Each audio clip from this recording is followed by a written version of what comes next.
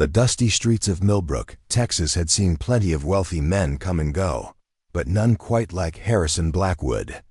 His polished leather boots had never touched dirt until that fateful autumn day in 1987, when he stepped out of his pristine Cadillac and declared that no poor man would ever be worthy of his precious daughter.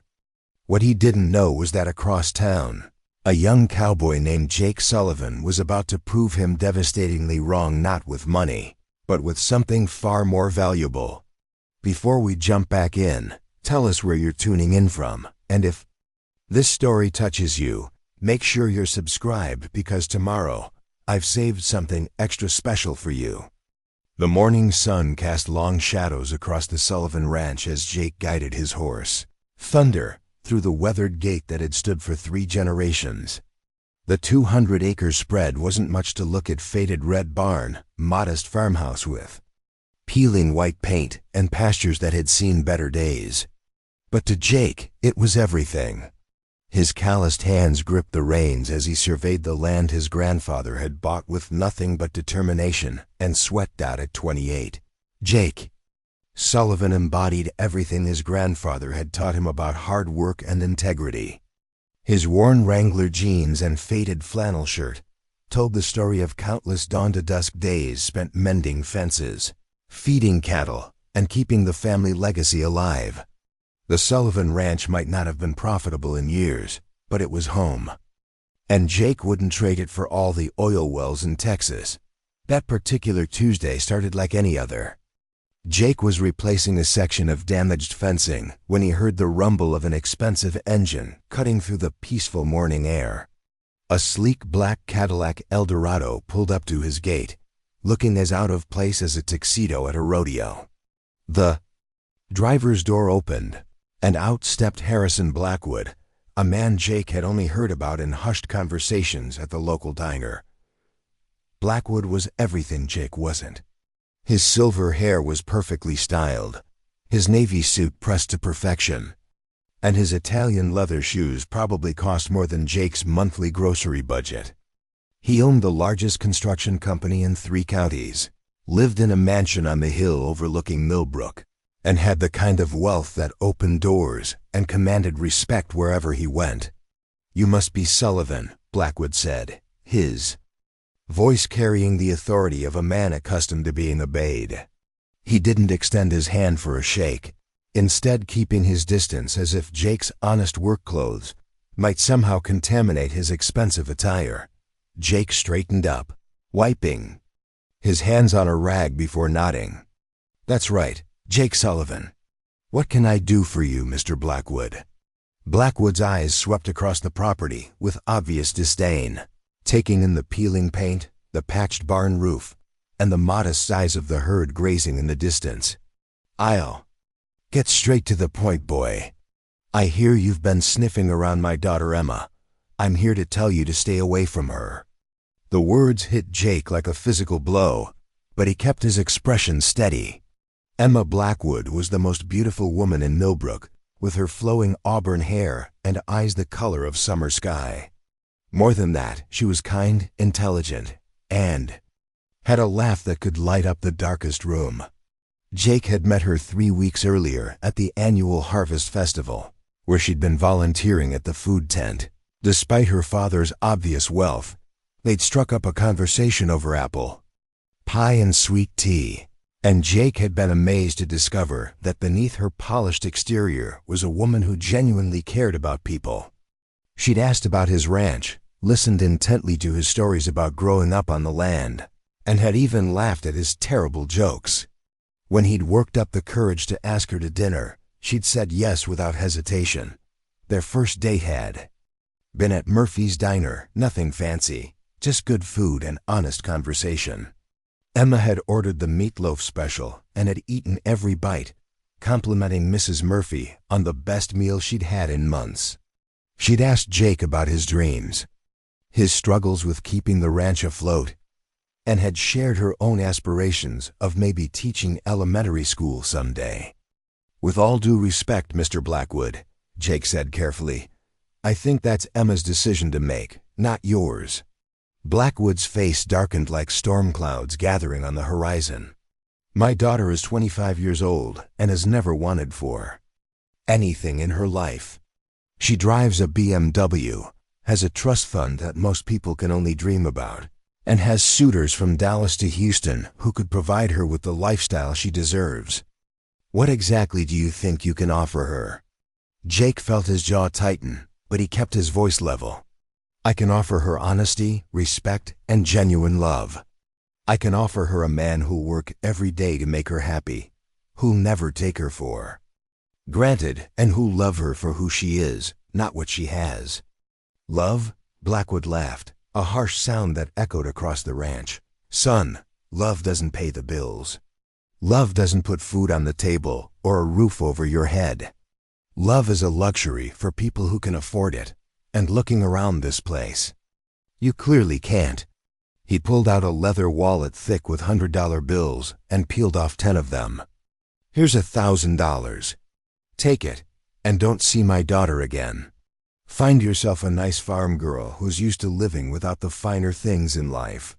The sight of that money, more cash than Jake had seen in one place in years, made his stomach clench. His truck needed new tires. The barn roof was leaking in 3 places, and he'd been eating beans and rice for 2 weeks straight to save money for cattle feed. $1,000 could solve a lot of problems, but taking it would solve nothing that really mattered. Keep your money, Mr. Blackwood, Jake said, his voice quiet but firm. And keep your opinions about what your daughter deserves. Emma's smart enough to make her own choices. Blackwood's eyes flashed with anger. My daughter has been raised with the best of everything. Private schools, European vacations, country club memberships. She's accustomed to a certain standard of living that you couldn't provide if you worked 3 lifetimes. What happens when the novelty of playing house with a cowboy wears off?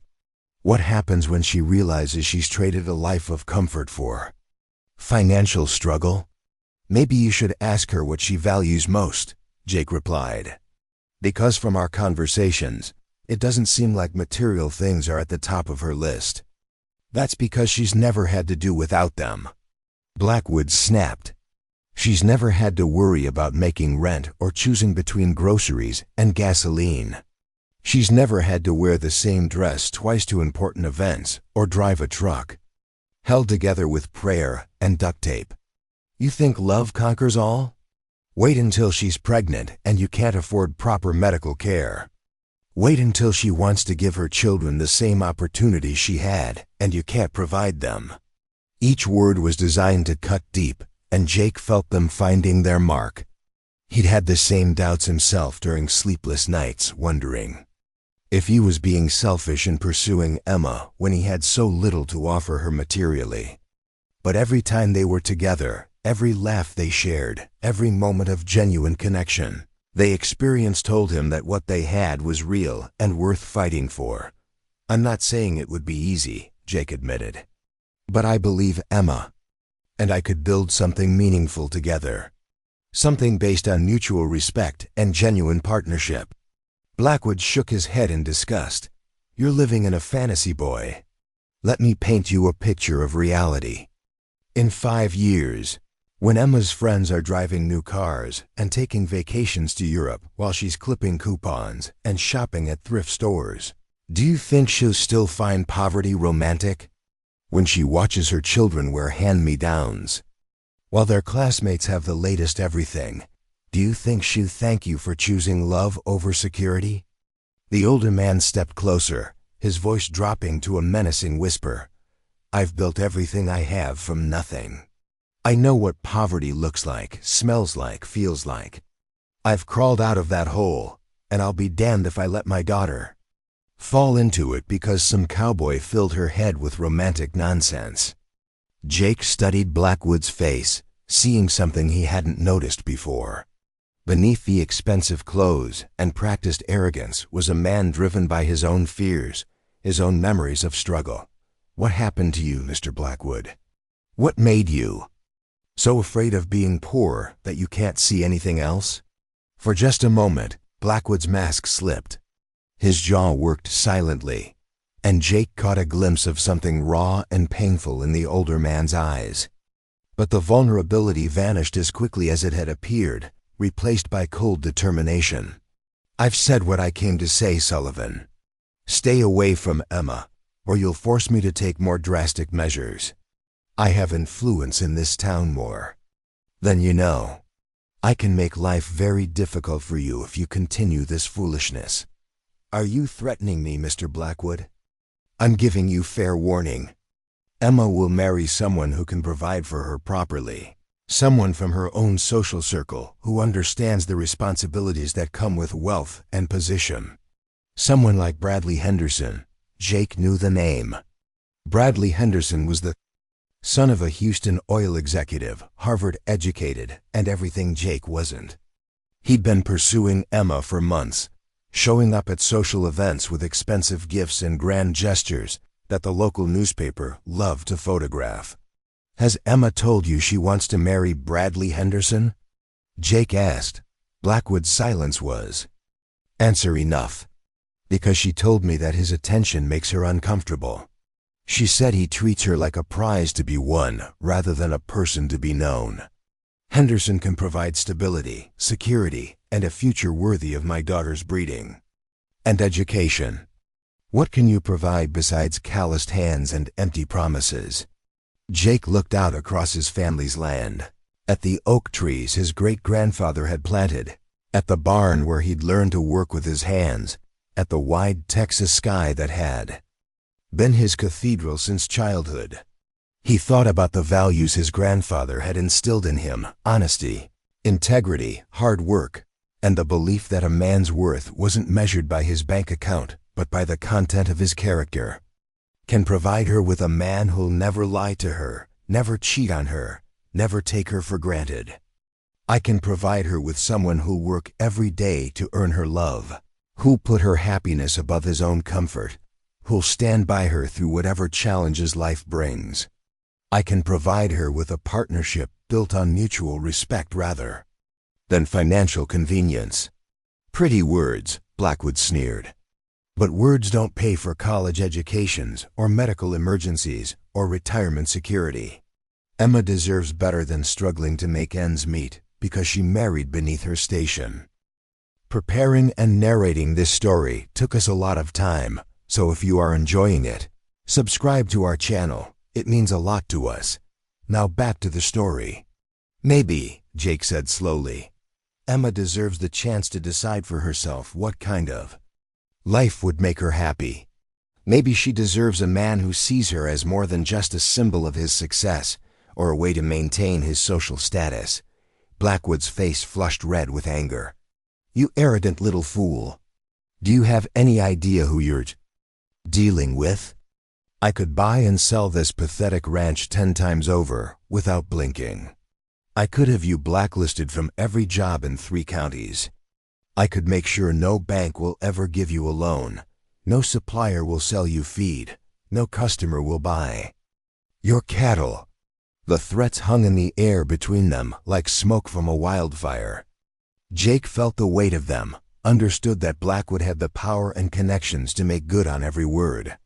But he also understood something the wealthy man didn't, that some things were worth fighting for regardless of the cost. "You might be able to do all that, Mr. Blackwood, but you can't change what Emma and I feel for each other. You can't legislate love or buy genuine happiness.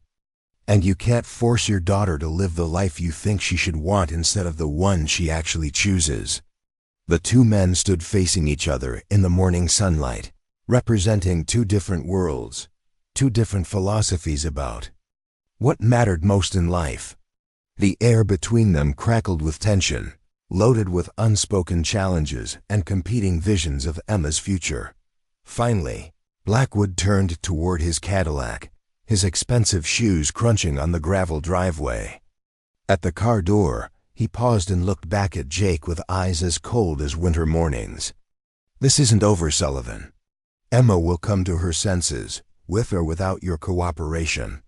Love doesn't last, but money does. Security trumps romance every time, and sooner or later, my daughter will realize that choosing you would be the biggest Mistake of her life. The Cadillac's engine purred to life, and Harrison Blackwood drove away, leaving behind only dust and the echo of his threats. Jake stood alone in his driveway, feeling the weight of the challenge ahead. He knew this was just the beginning of a fight that would test everything he believed about love, worth, and what it truly meant to provide for the woman you care about. As thunder whinnied softly from the nearby pasture, Jake made a silent promise to himself and to Emma.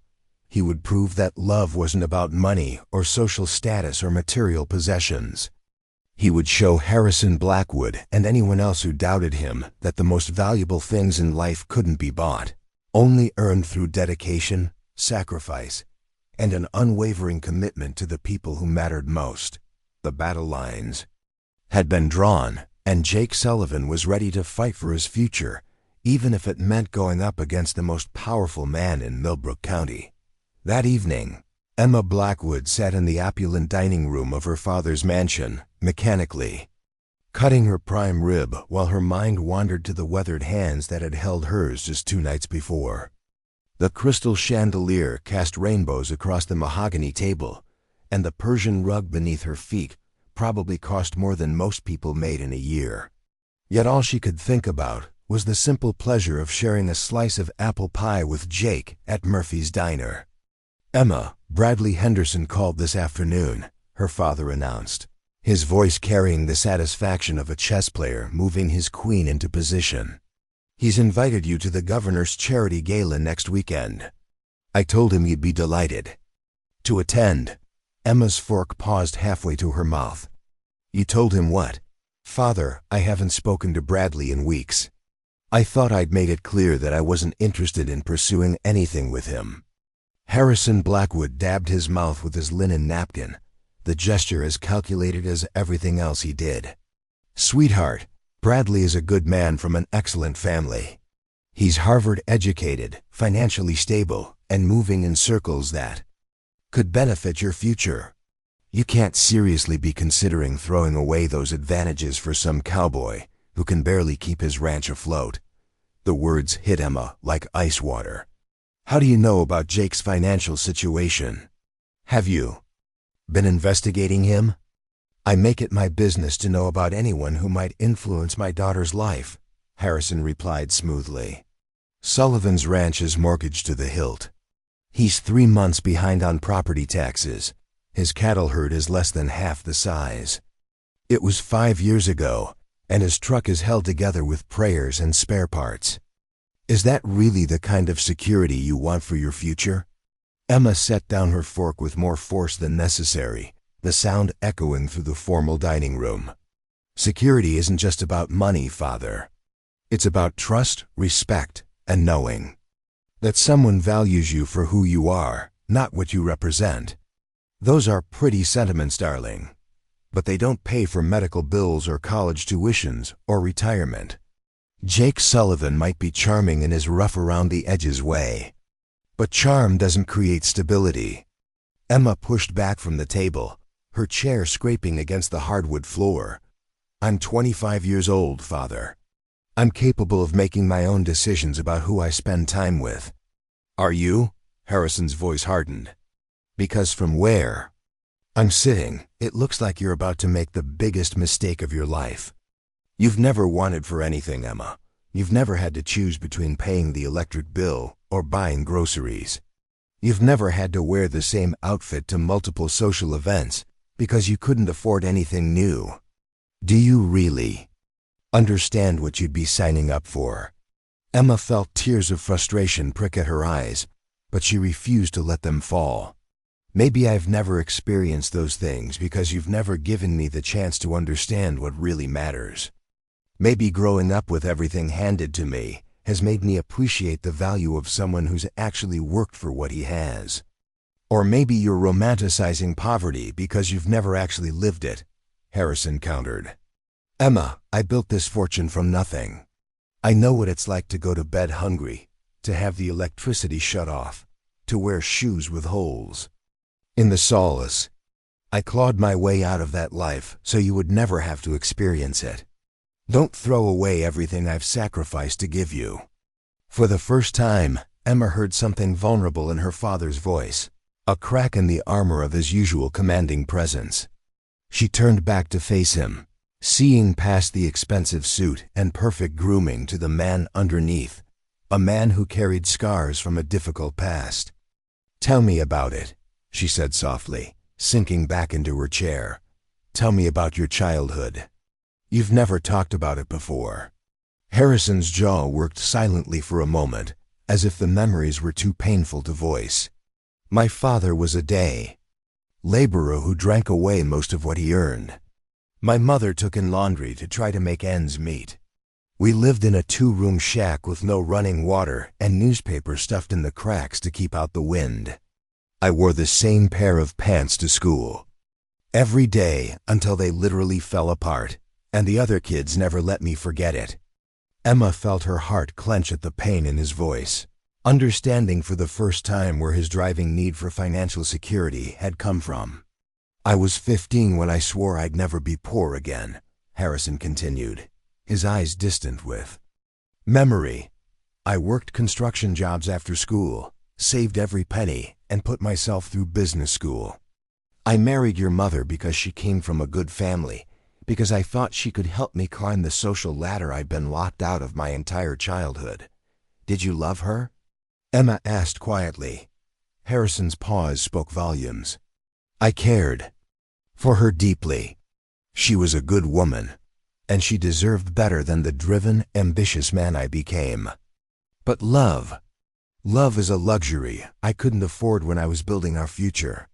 The admission hung between them like a bridge Emma had never known existed. For the first time, she understood that her father's obsession with wealth and status wasn't just about greed or social climbing. It was about survival, about never being vulnerable again. "Father, I understand why financial security is important to you, but what if there's a middle ground?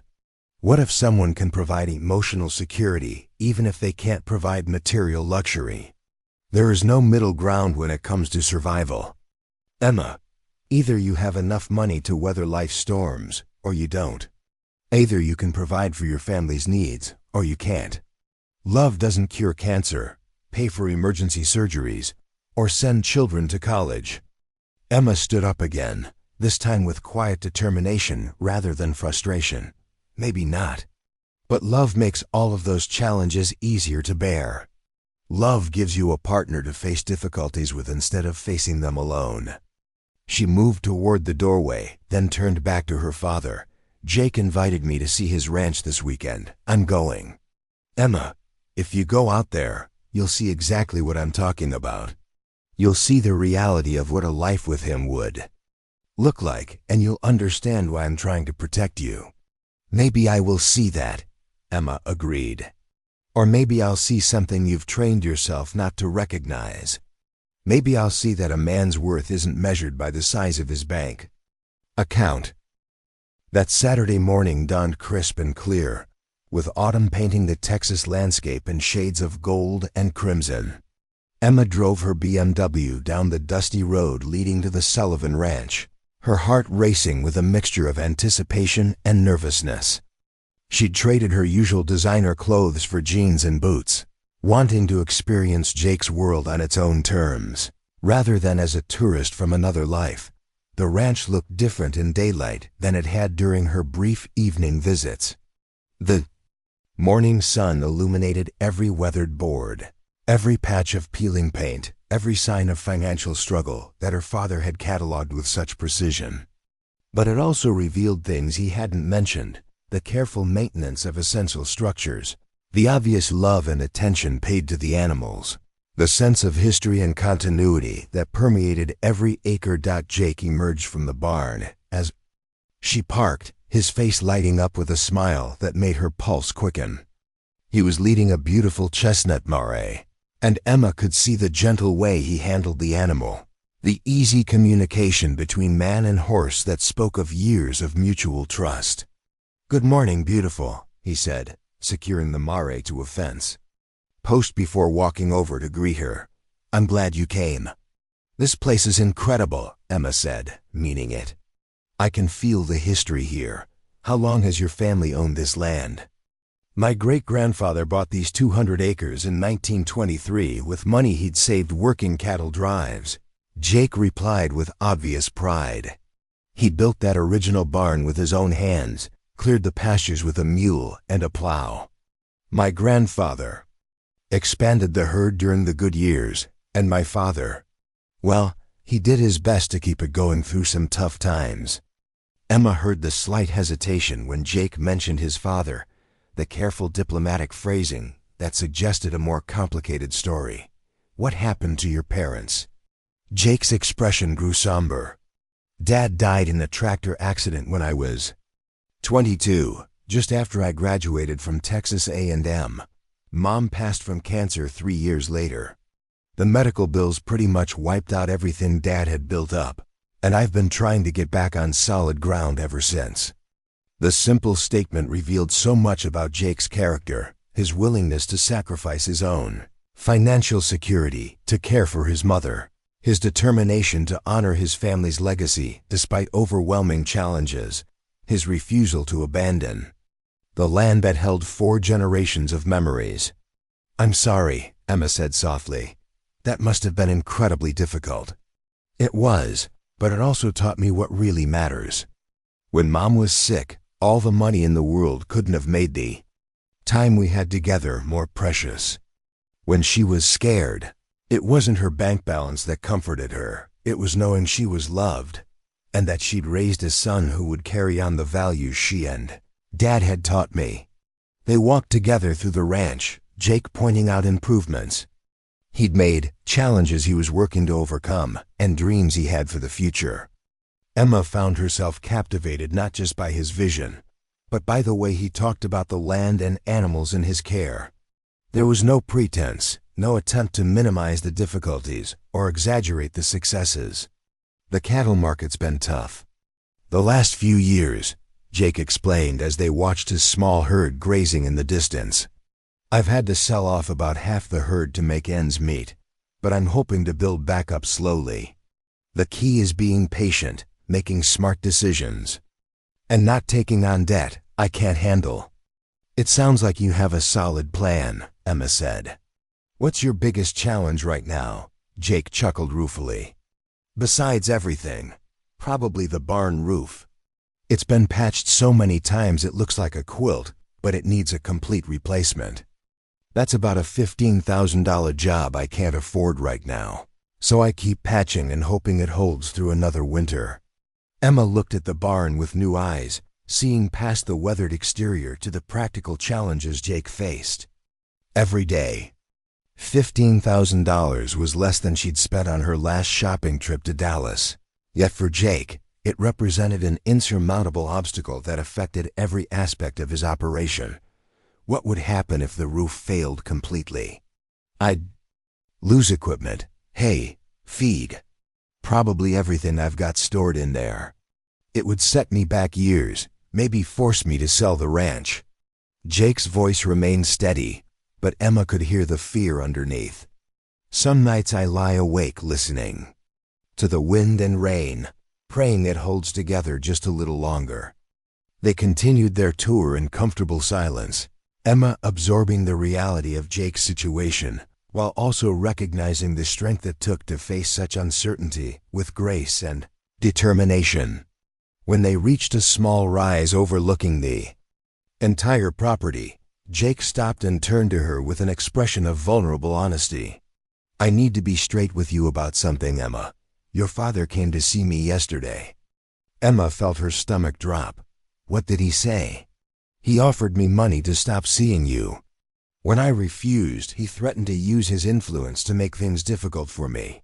He's not wrong about my financial situation. I am struggling, and I can't offer you the kind of life you're used to. Maybe he's right to want better for you.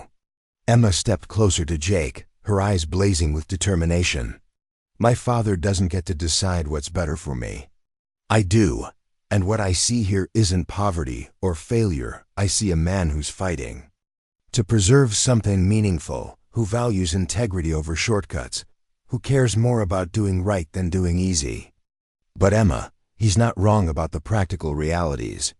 If we were together, there would be sacrifices. There would be times when we'd have to choose between things other couples take for granted. There would be uncertainty, financial stress, and challenges that might strain even the strongest relationship. Emma reached up and cupped Jake's face in her hands, feeling the rough stubble against her palms. Jake, I've spent my entire life surrounded by people who measure worth by wealth, who think success only comes in dollar signs. What I feel when I'm with you, the peace, the authenticity, the sense that I can be myself without pretense, that's worth more than all the security money can buy. Are you sure? Jake asked, his voice barely above a whisper. Because once we cross this line, there's no going back. Your father will do everything in his power to break us up, and he has resources I can't match. Emma's answer came in the form of a kiss that spoke of chosen commitment rather than convenient attraction. When they broke apart, both were breathing hard, the weight of their decision settling around them like a promise. Then we'd better be ready for a fight, Emma said with a smile that was equal parts determination and joy. Because Harrison Blackwood is about to learn that his daughter is more like him than he realizes. When I set my mind on something I want, I don't give up easily. As they stood together on the rise overlooking the Sullivan Ranch, neither of them noticed the black sedan parked on the county road a quarter-mile away, or the telephoto lens capturing every moment of their conversation.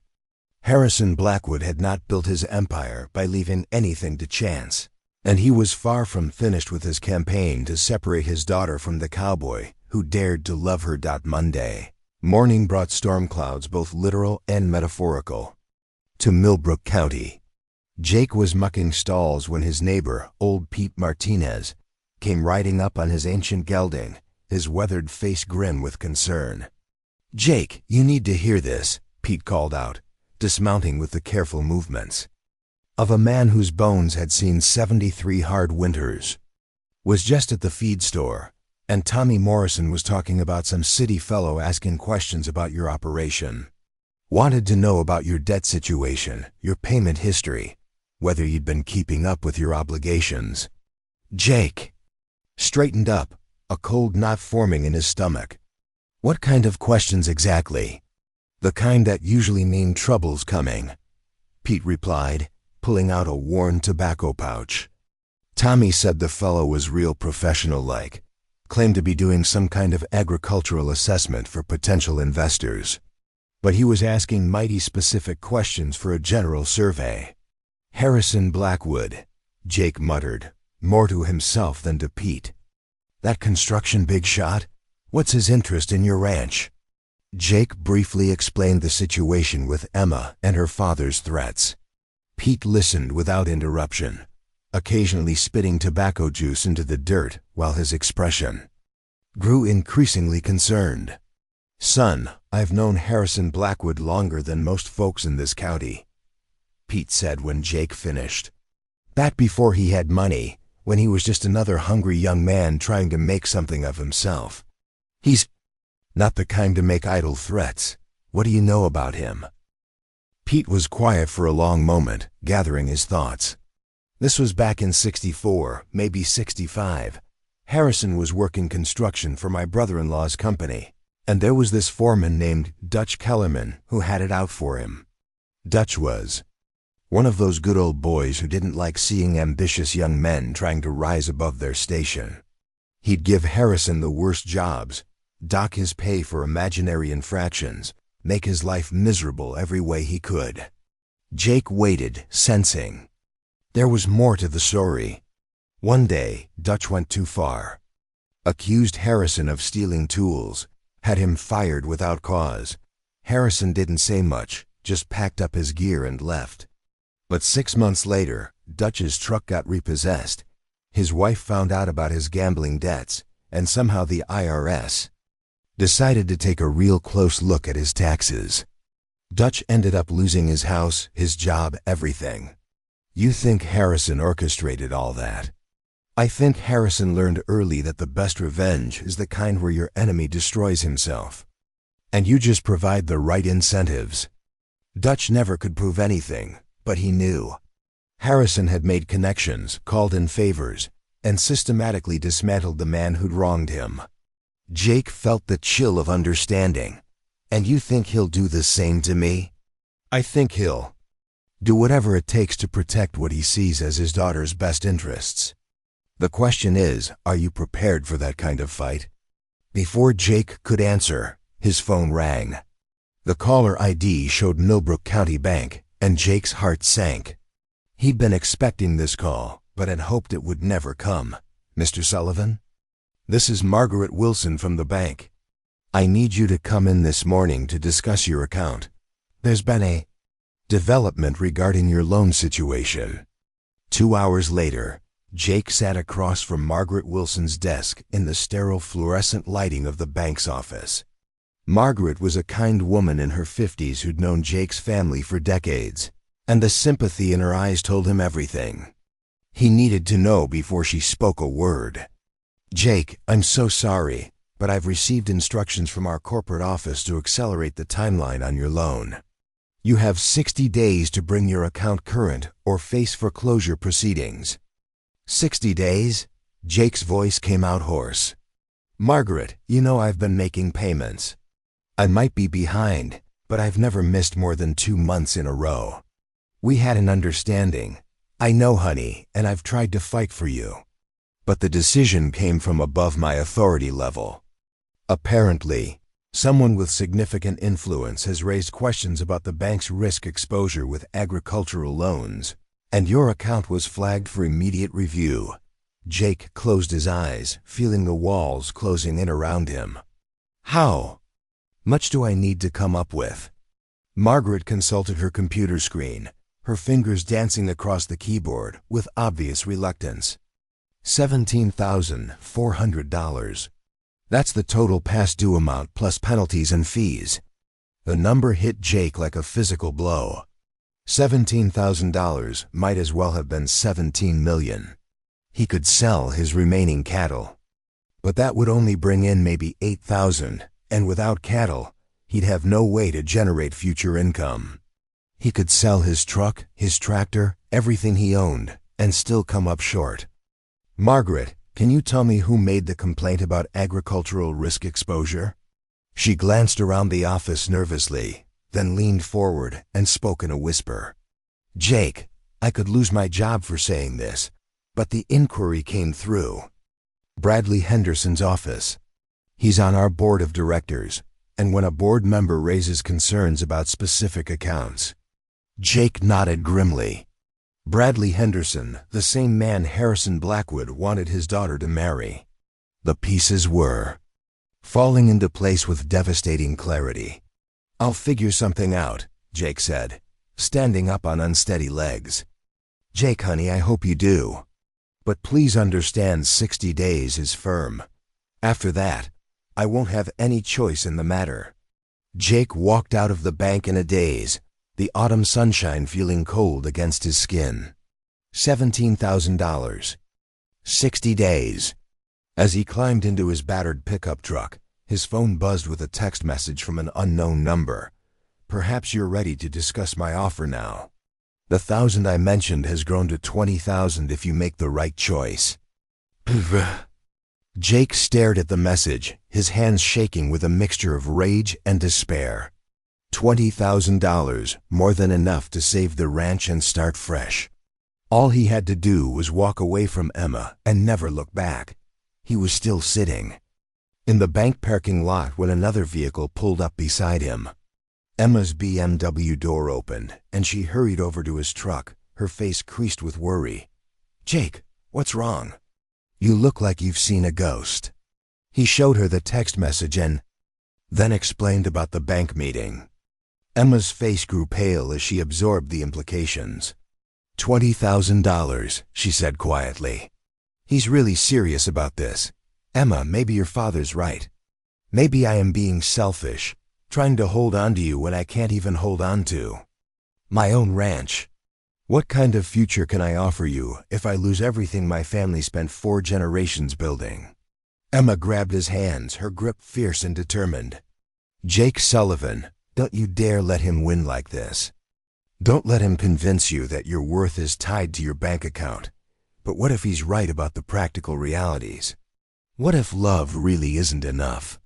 Emma was quiet for a long moment, staring out at the bustling main street of Millbrook. When she spoke, her voice carried a steely resolve that reminded Jake uncomfortably of her father. "How much do you need to save the ranch?" "Emma, I'm not taking money from you. That's not who I am. I'm not offering charity, Jake. I'm talking about an investment, a partnership." Jake shook his head. "Your father would disown you." "Let me worry." "About my father? How much?"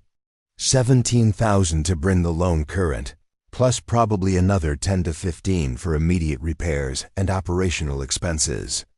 "But Emma, $35,000 total," she interrupted. "I have that much in my personal savings account. Money I inherited from my grandmother. Money that's mine regardless of what my father thinks or wants." Jake felt his throat constrict. With emotion, "I can't let you risk your inheritance on a struggling ranch and an uncertain future." "It's not uncertain if we're building it together," Emma replied. "Jake, I've spent my entire life watching my father use money as a weapon, as a way to control people and situations. For once, I want to use money as a tool to build something beautiful instead of destroy it. And if the ranch fails anyway? If we can't make it profitable?" Emma smiled, and in that smile Jake saw not naivety but genuine wisdom. "Then at least we'll fail together, trying to build something meaningful instead of settling for something convenient. Jake, I'd rather struggle with you than be comfortable with anyone else." That afternoon, Emma walked into Millbrook County Bank with the confidence that came from growing up in a world where money talked and doors opened. She'd spent the previous hour on the phone with her grandmother's attorney, arranging for an immediate transfer of funds from her trust account. Margaret Wilson looked surprised to see Emma Blackwood in her office, but quickly masked her expression with professional courtesy. "Miss Blackwood, what can I do for you today?" "I'd like to make a payment on Jake Sullivan's loan," Emma said, sliding the cashier's check across the desk.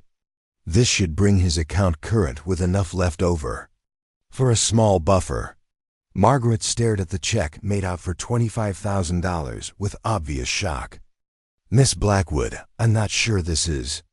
I mean, your father." "My father isn't involved in this transaction," Emma said firmly.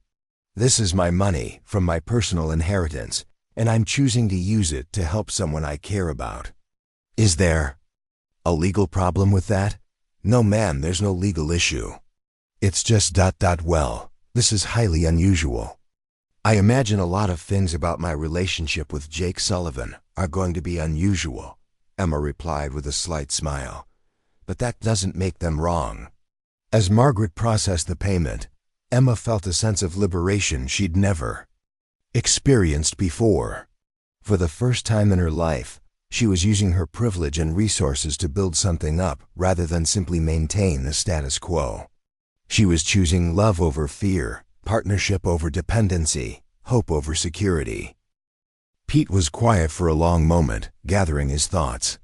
This was back in '64, maybe '65. Harrison was working construction for my brother-in-law's company, and there was this foreman named Dutch Kellerman who had it out for him. Dutch was one of those good old boys who didn't like seeing ambitious young men trying to rise above their station. He'd give Harrison the worst jobs, dock his pay for imaginary infractions, make his life miserable every way he could. Jake waited, sensing there was more to the story. One day, Dutch went too far. Accused Harrison of stealing tools, had him fired without cause. Harrison didn't say much, just packed up his gear and left. But 6 months later, Dutch's truck got repossessed. His wife found out about his gambling debts, and somehow the IRS decided to take a real close look at his taxes. Dutch ended up losing his house, his job, everything. You think Harrison orchestrated all that? I think Harrison learned early that the best revenge is the kind where your enemy destroys himself, and you just provide the right incentives. Dutch never could prove anything, but he knew. Harrison had made connections, called in favors, and systematically dismantled the man who'd wronged him. Jake felt the chill of understanding. And you think he'll do the same to me? I think he'll do whatever it takes to protect what he sees as his daughter's best interests. The question is, are you prepared for that kind of fight? Before Jake could answer, his phone rang. The caller ID showed Millbrook County Bank, and Jake's heart sank. He'd been expecting this call, but had hoped it would never come. Mr. Sullivan? This is Margaret Wilson from the bank. I need you to come in this morning to discuss your account. There's been a development regarding your loan situation. 2 hours later, Jake sat across from Margaret Wilson's desk in the sterile fluorescent lighting of the bank's office. Margaret was a kind woman in her 50s who'd known Jake's family for decades, and the sympathy in her eyes told him everything he needed to know before she spoke a word. Jake, I'm so sorry, but I've received instructions from our corporate office to accelerate the timeline on your loan. You have 60 days to bring your account current or face foreclosure proceedings. 60 days? Jake's voice came out hoarse. Margaret, you know I've been making payments. I might be behind, but I've never missed more than 2 months in a row. We had an understanding. I know, honey, and I've tried to fight for you. But the decision came from above my authority level. Apparently, someone with significant influence has raised questions about the bank's risk exposure with agricultural loans, and your account was flagged for immediate review. Jake closed his eyes, feeling the walls closing in around him. How much do I need to come up with? Margaret consulted her computer screen, her fingers dancing across the keyboard with obvious reluctance. $17,400. That's the total past due amount plus penalties and fees. The number hit Jake like a physical blow. $17,000 might as well have been $17 million. He could sell his remaining cattle. But that would only bring in maybe $8,000, and without cattle, he'd have no way to generate future income. He could sell his truck, his tractor, everything he owned, and still come up short. Margaret, can you tell me who made the complaint about agricultural risk exposure? She glanced around the office nervously, then leaned forward and spoke in a whisper. Jake, I could lose my job for saying this, but the inquiry came through. Bradley Henderson's office.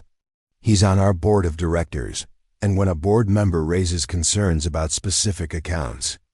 Jake nodded grimly. Bradley Henderson, the same man Harrison Blackwood wanted his daughter to marry. The pieces were falling into place with devastating clarity. I'll figure something out, Jake said, standing up on unsteady legs. Jake, honey, I hope you do. But please understand 60 days is firm. After that, I won't have any choice in the matter. Jake walked out of the bank in a daze, the autumn sunshine feeling cold against his skin. $17,000. 60 days. As he climbed into his battered pickup truck, his phone buzzed with a text message from an unknown number. Perhaps you're ready to discuss my offer now. The $1,000 I mentioned has grown to $20,000 if you make the right choice.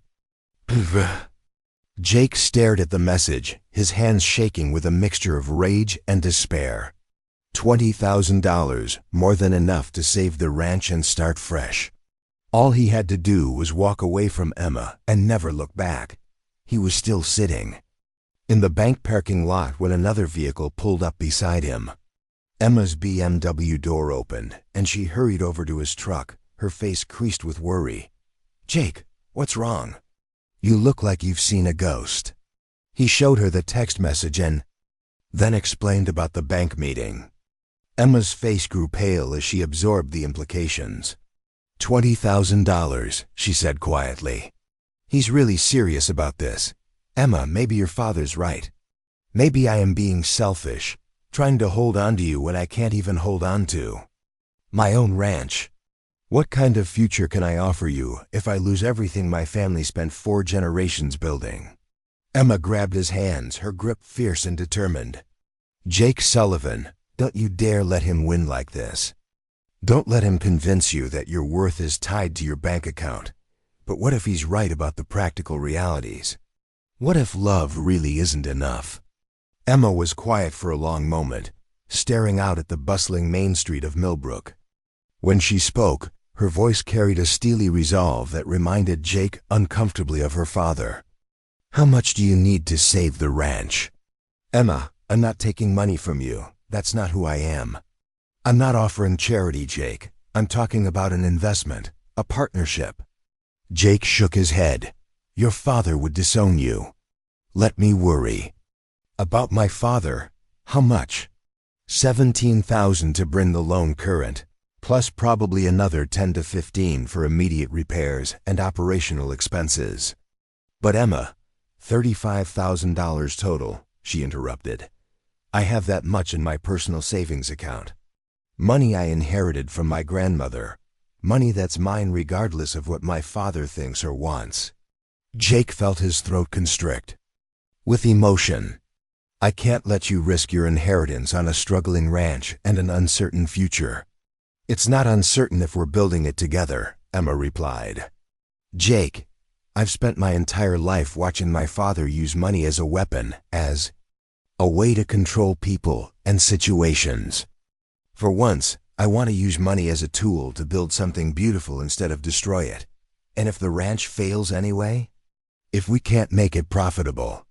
Emma smiled, and in that smile Jake saw not naivety but genuine wisdom. "Then at least we'll fail together, trying to build something meaningful instead of settling for something convenient.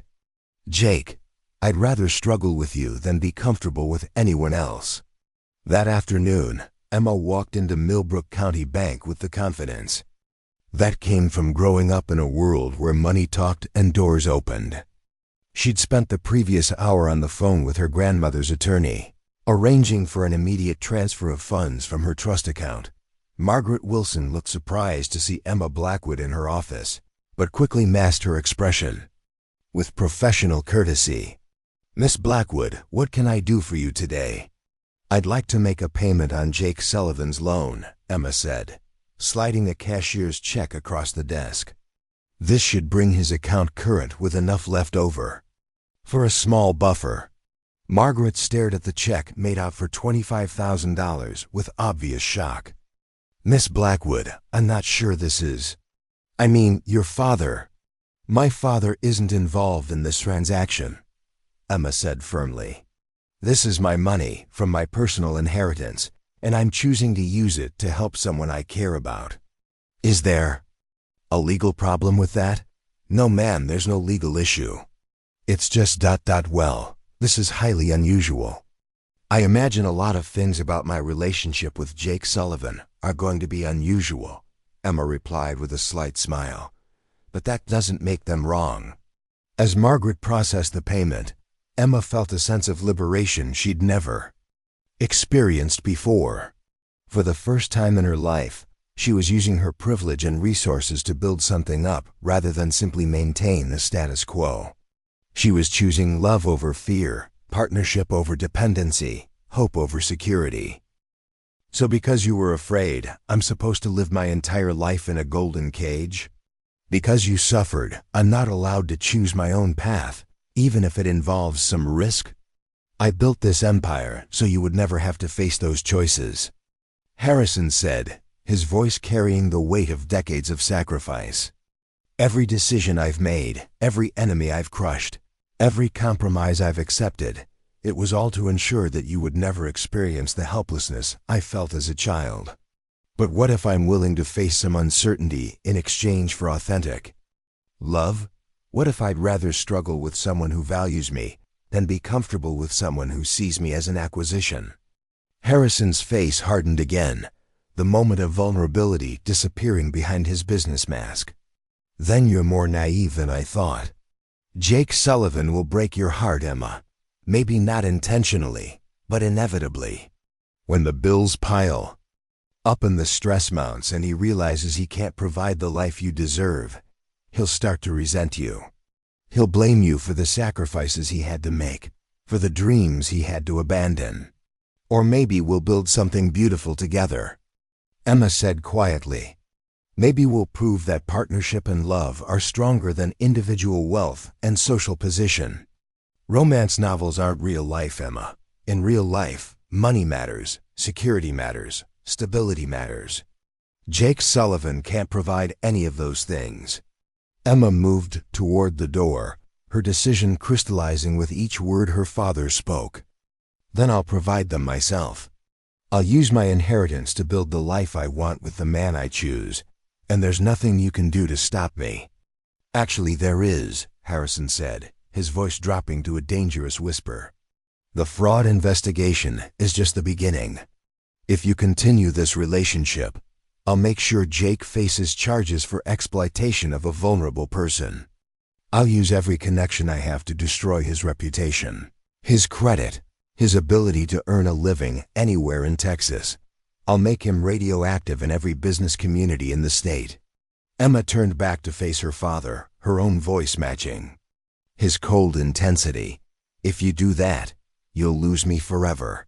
I'll disappear from your life so completely, you'll wish you'd never started this war.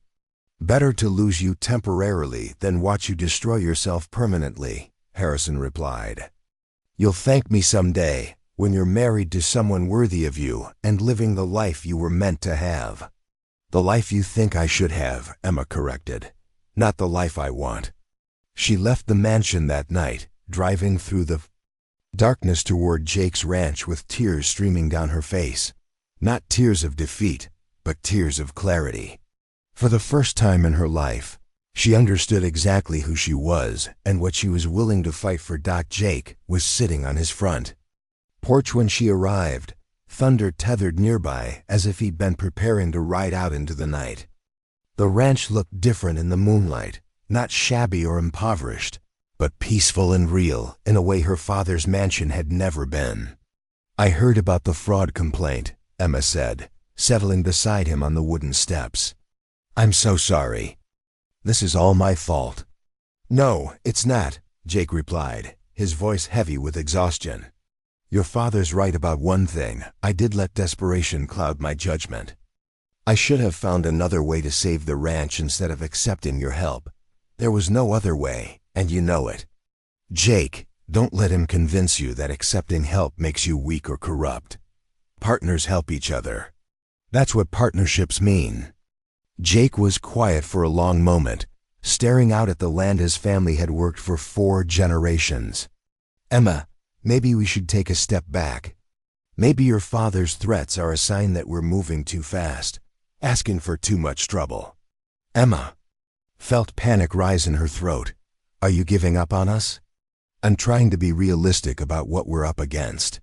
Your father has unlimited resources and powerful connections. He can destroy me financially, legally, and professionally. What kind of future can I offer you if I'm bankrupt and potentially facing criminal charges? The kind of future where we face challenges together instead of running from them, Emma replied fiercely. Jake, if you walk away now, he wins. He gets to control both our lives through fear and intimidation. But what if he's right about the practical realities? What if love really isn't enough to overcome this kind of systematic opposition? Emma stood up, her silhouette strong and determined against the starlit sky. Then we'll find out together. But I refuse to let fear make my decisions for me. I refuse to live my life according to someone else's definition of what's safe or appropriate or practical.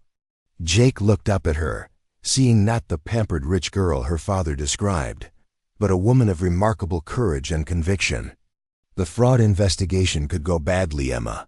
I could end up in jail. Then I'll visit you every day and fight to prove your innocence. Jake, I've spent my entire life watching my father use fear as a weapon. I won't let him use it against us. The next morning brought unexpected allies. Jake was feeding his cattle when 3 pickup trucks pulled into his driveway, carrying a delegation he hadn't expected. Old Pete Martinez, Tommy Morrison from the feed store, Doc Williams the veterinarian, and 5 other ranchers from around the county. Heard you were having some trouble with city folk, Pete said without preamble. Figured you might could use some support. Tommy Morrison stepped forward, his usually cheerful demeanor replaced by grim determination. "Jake, I've been doing business with your family for 20 years. Your daddy was honest as the day is long, and you're cut from the same cloth. This fraud business is nothing but rich man's bullying." Doc Williams, who delivered half the babies in the county and treated livestock for 3 decades, spoke up with quiet authority. "I've known Harrison Blackwood since before he had money, and I've watched what wealth did to him. He's not the same man he used to be. Success made him hard, made him think money solves everything and people are just obstacles to be moved or removed." "What are you saying?" Jake asked, overwhelmed by this unexpected show of support. "We're saying you've got friends in this community," Pete replied. "Friends who remember what matters and what doesn't. Harrison Blackwood might have money and influence, but we've got something he doesn't. We know who you really are." Tommy pulled out a folded paper from his shirt pocket. "I've written up a statement about that fellow who came asking questions about your business. Turns out I remember more details than I mentioned before, like how he specifically asked about ways to force you into financial distress. Sheriff Bradley might find that interesting." Doc Williams nodded grimly. "And I've got a few stories about Harrison's business practices over the years that might shed some light on his character. Seems he's not the only one who can dig up uncomfortable truths about people's pasts." Jake felt a surge of emotion that had nothing to do with romantic love and everything to do with the bonds of community and mutual respect. These men didn't care about his financial struggles or his social status. They cared about fairness, honesty, and standing up for their neighbors. "I don't know what to say," Jake managed. "Don't say anything," Pete replied with a grin. "Just remember that you're not fighting this battle alone. Harrison Blackwood thinks money is the only power that matters, but he's about to learn different. This community takes care of its own, and you're one of ours." As the ranchers prepared to leave, Doc Williams lingered behind for a private word. "Jake, I delivered Emma Blackwood 25 years ago. I've watched her grow up, and I've seen how her father's obsession with wealth and status has isolated her from genuine human connection. What you're offering her, authenticity, partnership, respect, that's worth more than all the money in Harrison's accounts. You really think we have a chance against someone with his resources?" Doc Williams smiled, his weathered face creasing with quiet confidence. "Son, I've seen David beat Goliath more times than you might think. It usually comes down to who's fighting for the right reasons and who's fighting from fear. You're fighting for love and principle. Harrison's fighting from old wounds and terror of being poor again. In my experience, love tends to be stronger than fear, especially when it's backed up by a community that believes in doing right." That afternoon, Jake and Emma met with Sarah Chun, a young lawyer who'd recently returned to Millbrook after practicing in Dallas. Sarah had grown up in the county, understood the local dynamics, and had a reputation for taking on cases that bigger firms wouldn't touch. "I've reviewed the fraud complaint," Sarah said, spreading documents across her desk. "It's weak legally, but strategically smart. Harrison's not trying to win in court. He's trying to pressure you into backing down by making the legal process expensive and emotionally draining. Can we fight it?" Emma asked. "Absolutely. The evidence shows that Emma initiated the financial transaction, that Jake initially refused her offer, and that there was no deception about his feelings or intentions. But Harrison's betting that you won't have the resources or stamina for a prolonged legal battle." Jake leaned forward, his jaw set with determination. "What does he not know about us?" Sarah smiled, seeing the steel beneath Jake's quiet demeanor. "He doesn't know that sometimes the underdog has more fight than anyone expects. He doesn't know that love makes people stronger, not weaker. And he definitely doesn't know that this community has decided to stand with you." As they left Sarah's office, Emma took Jake's hand, their fingers intertwining like the roots of 2 trees growing stronger together. The battle ahead would test everything they believed about love, community, and the true meaning of wealth. But for the first time since this conflict began, they weren't facing it alone. The Millbrook County Courthouse had stood for 87 years, weathering everything from Dust Bowl storms to oil boom scandals. On this crisp October morning, it would witness something unprecedented.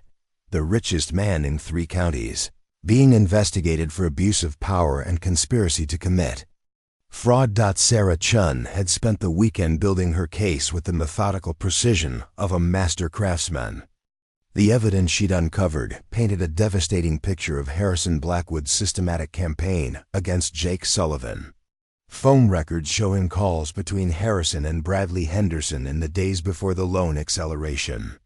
Bank documents revealing the unusual speed with which Jake's account had been flagged for review. Witness statements from Tommy Morrison and others about the mysterious agricultural assessor, asking pointed questions about Jake's finances. "We're not just defending against Harrison's fraud accusations anymore," Sarah explained to Jake and Emma in her office Monday morning. "We're going on the offense. I filed a counter-complaint alleging conspiracy, abuse of process, and intentional interference with business relationships." Jake studied the legal documents spread across the table, their formal language describing his life in terms of damages and violations. "What does this mean practically?" "It means Harrison Blackwood is about to discover that the justice system works both ways," Sarah replied with a satisfied smile. "He thought he could use the courts as a weapon against you. Now he'll learn what it feels like to be on the receiving end." Emma leaned forward, her eyes bright with determination. "What do you need from us?" "Everything. Every conversation, every threat, every attempt at intimidation. I want a complete timeline of Harrison's actions from the moment he learned about your relationship." Sarah pulled out a yellow legal pad. "And Emma, I need you to be prepared for this to get very ugly very quickly. Your father is going to come after you personally once he realizes we're serious about fighting back." As if summoned by their conversation, Emma's phone rang. The caller ID showed father, and for a moment, she hesitated. Then she answered with steel in her voice. "Hello, Father." "Emma, we need to talk, immediately. I'm sending a car for you. I'm perfectly capable of driving myself if I choose to come, which I haven't decided yet." Harrison's voice carried a dangerous edge she'd never heard before. "This isn't a request, Emma. You have 1 hour to get to my office, or the consequences will be severe for everyone involved." Emma looked at Jake and Sarah, seeing her own determination reflected in their faces. "I'll be there in 2 hours, and I'm bringing my attorney. If you want to threaten me, you can do it in front of witnesses." She hung up before Harrison could respond, her hand trembling slightly but her voice steady. "He's escalating. That means we're getting to him. Or it means he's about to unleash something we haven't anticipated," Jake said quietly. "Emma, your father didn't build his empire by being predictable. If he's calling an emergency meeting, he's got a new weapon he's ready to use." 2 hours later, the elevator in the Blackwood construction building carried an unlikely trio to the penthouse floor: a cowboy in his best jeans and pressed shirt, a young woman who'd traded designer clothes for practical business attire, and a sharp-eyed lawyer carrying a briefcase full of evidence. The receptionist, clearly uncomfortable with the tension, led them into Harrison's corner office. Harrison wasn't alone. Bradley Henderson sat in one of the leather chairs, his expression smug with anticipated victory. Beside him was a woman in an expensive suit whom Sarah immediately recognized as Margaret Thornfield, one of Dallas's most ruthless corporate attorneys. "Emma, please sit down," Harrison said, his voice deceptively calm. "I think you'll find what I have to say very interesting." Emma remained standing, Jake and Sarah flanking her like bodyguards. "If you have something to say, say it. We don't have all day for your theatrical productions." Harrison smiled, but there was no warmth in it. "Very well. I've had investigators looking into Mr. Sullivan's background, and what they've discovered is quite illuminating. He slid a manila folder across his desk. It seems your noble cowboy isn't quite as honest as he pretends to be. Emma picked up the folder with steady hands, though Jake could see the tension in her shoulders. Inside were photographs, documents, and what appeared to be financial records dating back several years. What am I looking at? Emma asked. Margaret Thornfield spoke for the first time, her voice crisp and professional. Insurance fraud, Miss Blackwood. 3 years ago, Mr. Sullivan filed a claim for storm damage to his barn roof. The claim was paid in full, $15,000.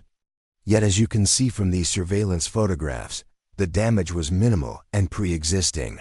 Jake felt the blood drain from his face. The insurance claim he'd almost forgotten about. It in the chaos of everything else. After his mother's death, when the medical bills had overwhelmed him, he'd been desperate for any legitimate way to raise money for ranch operations.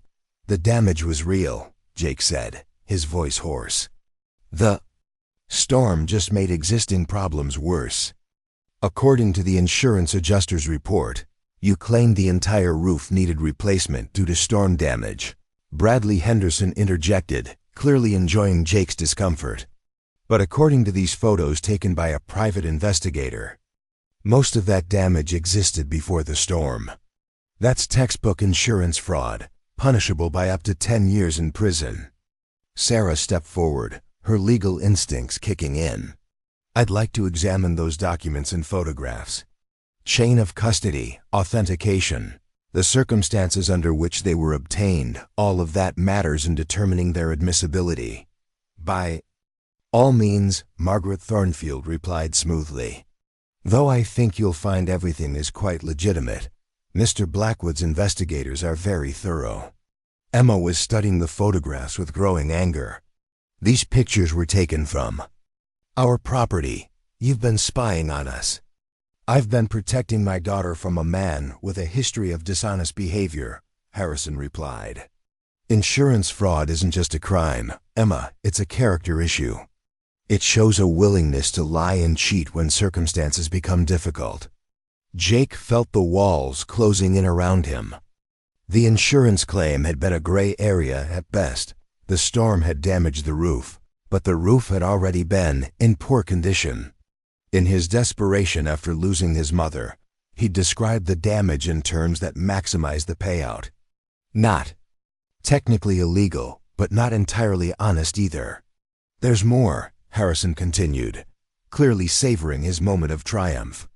Financial records showing a pattern of late payments, defaulted loans, and business relationships ended under questionable circumstances.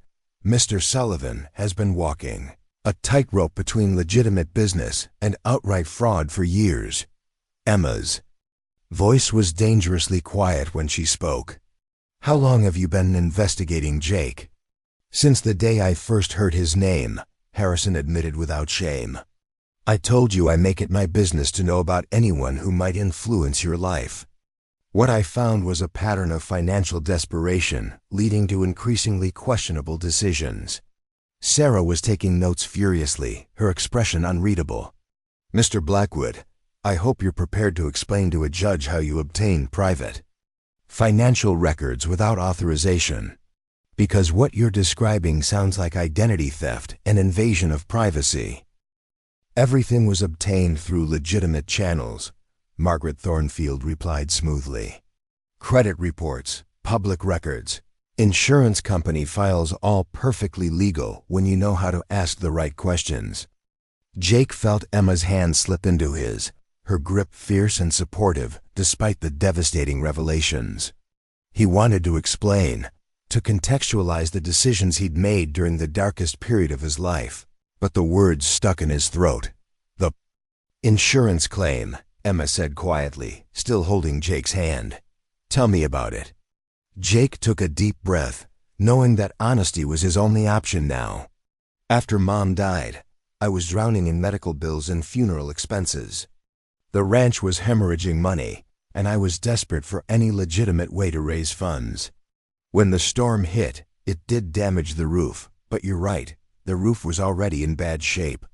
I described the damage in a way that maximized the insurance payout. So you committed fraud, Bradley Henderson said with satisfaction. I bent the truth in a desperate situation, Jake replied, his voice gaining strength. The storm caused real damage, and the roof did need significant repair. I may have emphasized the storm's role and downplayed the pre-existing problems, but I didn't invent damage that didn't exist. Harrison leaned back in his chair, his expression triumphant. Emma, this is who you're willing to risk everything for. A man who lies to insurance companies, who can't manage his finances responsibly, who's facing multiple fraud allegations. Is this really the future you want? Emma was quiet for a long moment, studying the documents and photographs spread across the desk. When she finally spoke, her voice carried a clarity that surprised everyone in the room. Yes, she said simply. This is exactly the future I want. Harrison's confident expression faltered. Emma, you can't be serious. The evidence clearly shows. The evidence shows a man who made imperfect decisions during an incredibly difficult time. Emma interrupted. It shows someone who was caring for a dying mother while trying to keep a family legacy alive. It shows desperation and poor judgment, but it also shows someone who was willing to fight for what mattered to him. She turned to face her father directly, her voice gaining strength with each word. You know what your evidence doesn't show, Father? It doesn't show Jake abandoning his responsibilities. It doesn't show him walking away when things got difficult. It doesn't show him using other people's money to solve his problems until I offered to help as a partner, not a victim. Bradley Henderson shifted uncomfortably in his chair. Emma, you're letting emotion cloud your judgment. The facts are clear. The facts are that you and my father conspired to create this crisis. Emma shot back. You used your position on the bank board to force Jake into an impossible situation, then tried to frame his acceptance of my help as fraud. You've invaded his privacy, stalked our relationship, and now you're trying to destroy him with questionable evidence from years ago. Margaret Thornfield spoke up with professional coldness. Miss Blackwood, regardless of the circumstances surrounding recent events, the insurance fraud allegations are serious and well documented. Your ... attachment to Mr. Sullivan doesn't change the legal reality he faces. Sarah closed her briefcase. With a sharp click, her expression shifting from defensive to offensive. Miss Thornfield, I think you'll find that the legal reality is more complex than you're suggesting. Statute of limitations issues, questions about evidence gathering, potential violations of privacy rights, all of these factors complicate any prosecution. But more importantly, I think you'll find that my clients have their own evidence about conspiracy and abuse of process. What kind of evidence? Harrison demanded. Sarah smiled coldly. The kind that shows a pattern of harassment, intimidation, and potential criminal conspiracy involving both you and Mr. Henderson. The kind that demonstrates how wealthy individuals can abuse the legal system to persecute people they consider beneath them. The kind that might interest both the district attorney and the State Bar Association. The room fell silent as the implications sank in.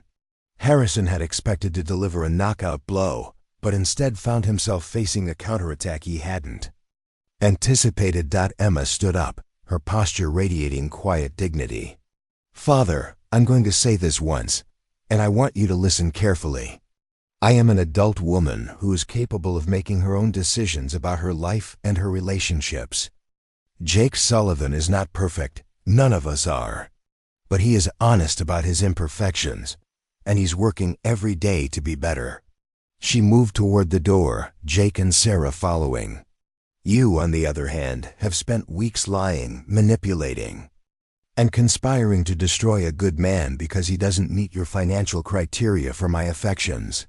You've taught me a valuable lesson, Father, but not the one you intended. What lesson is that? Harrison asked, his voice barely above a whispered. Emma paused at the door, looking back at the man who'd raised her with a mixture of love and disappointment. You've taught me that money without morality is worthless. You've taught me that wealth without wisdom leads to corruption. And you've taught me that I'd rather struggle with someone who values integrity than be comfortable with someone who's willing to destroy innocent people to get what he wants. As they waited for the elevator, Jake finally found his voice. Emma, about the insurance claim. I should have told you about it earlier. You had a right to know about my mistakes before. You decided to help me. Emma turned to him, her eyes soft with understanding. Jake, we all have things in our past we're not proud of. What matters is how we learn from them and who we choose to become. Your father-in-law isn't judging you for that insurance claim. He's using it as a weapon because he's afraid of losing control. But what if he's right? What if I really am not good enough for you?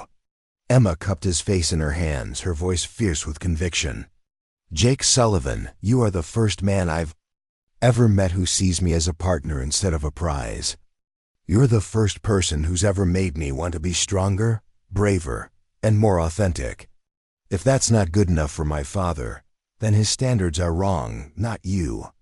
As the elevator carried them down from Harrison Blackwood's tower of power, none of them could have predicted that the real battle was just beginning. Because Harrison had one more card to play, one final weapon that would test everything they thought they knew about love, loyalty, and the true cost of standing up to power. The war between love and money was far from over. And the next move would change everything. The secure conference room at the FBI field office in Austin had witnessed many high-stakes negotiations, but rarely one involving a construction magnate, a cowboy, and allegations that would shake Millbrook County to its foundations.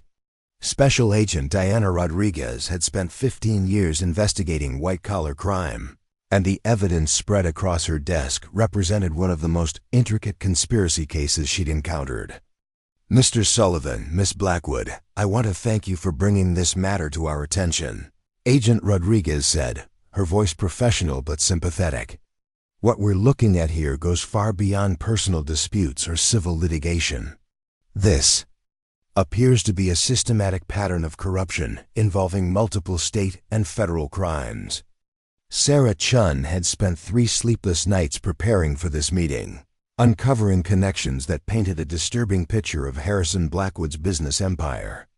Agent Rodriguez, as you can see from our documentation, this conspiracy involves bank fraud, wire fraud, abuse of government databases, and violation of federal privacy laws. The evidence was damning. Harrison's investigators had accessed Jake's financial records through illegal means, using fabricated credentials to obtain information from banks, insurance companies, and government agencies. Bradley Henderson had violated his fiduciary duty as a bank board member by using his position to target Jake's loan for personal reasons. Phone records showed a coordinated campaign stretching back weeks before Harrison had even met Jake. The scope of this operation is what concerns us most, Agent Rodriguez continued, studying a timeline Sarah had prepared. Mr. Blackwood appears to have used similar tactics against other individuals who've crossed him over the years. We've identified at least 6 other cases where business rivals or personal adversaries face suspicious legal troubles, financial difficulties, or mysterious investigations. Emma felt a chill as the implications sank in. You're saying my father has done this before? We're saying the evidence suggests a pattern of behavior that extends far beyond your current situation. Agent Rodriguez replied carefully. Your case appears to be the most recent in a series of what we can only describe as corporate retaliation campaigns. Jake leaned forward, still struggling to process the magnitude of what they'd uncovered. So the insurance fraud allegations against Emmy are likely based on illegally obtained evidence that would be inadmissible in any legitimate prosecution, Sarah answered. More importantly, the timing and coordination of these revelations constitutes criminal conspiracy. Your father didn't just investigate you, Jake, he orchestrated an elaborate scheme to destroy your livelihood and reputation. Agent Rodriguez opened another file, revealing photographs and documents that made Emma's blood run cold. Miss Blackwood, we've also discovered evidence of surveillance activities that go well beyond what any private investigator could legally perform. Your movements, your communications, even your personal relationships have been monitored for months. The photos showed Emma and Jake at Murphy's Diner, walking through downtown Millbrook, even sitting on Jake's front porch. Long-range telephoto shots, what appeared to be hidden camera footage, and detailed logs of their activities painted a picture of comprehensive surveillance that violated numerous privacy laws. "This is insane," Emma whispered, staring at images of intimate moments she'd thought were private. "He's been treating me like a criminal under investigation." "The federal wiretapping and surveillance laws are very clear," Agent Rodriguez explained. "What's been done here crosses multiple legal boundaries. We're looking at potential charges including stalking, invasion of privacy, and conspiracy to violate civil rights." Sarah pulled out another set of documents, her expression grim with satisfaction. "There's more. Harrison's investigators appear to have accessed sealed court records from Jake's parents' estate proceedings, obtained medical records from his mother's cancer treatment, and even attempted to gain access to his college academic records. Each of these actions represents a separate federal crime." The room fell silent as everyone absorbed the scope of Harrison's surveillance operation. What had started as a father's concern for his daughter had escalated into a criminal enterprise that violated dozens of laws and invaded the privacy of multiple innocent people. "What happens now?" Jake asked quietly. Agent Rodriguez closed the files and looked at each of them with professional gravity. "Now we build a federal case against Harrison Blackwood and everyone who participated in this conspiracy. This is no longer about personal disputes or civil litigation. This is about systematic criminal behavior that threatens the foundation of our legal system." "How long will that take?" Emma asked. "Federal investigations move at their own pace, but given the evidence you've provided, we'll be seeking warrants within the week. Mr. Blackwood's business records, communications, and financial transactions will all be subject to federal scrutiny."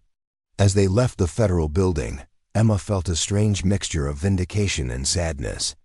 Her father's behavior had been worse than she'd imagined, but seeing it laid out in stark legal terminology made her realize how completely he'd been consumed by his need for control.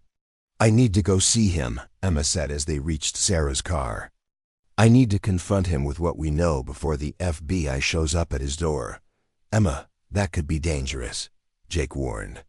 "If he's desperate enough to commit federal crimes to break us up, there's no telling how he'll react when he realizes he's facing serious prison time."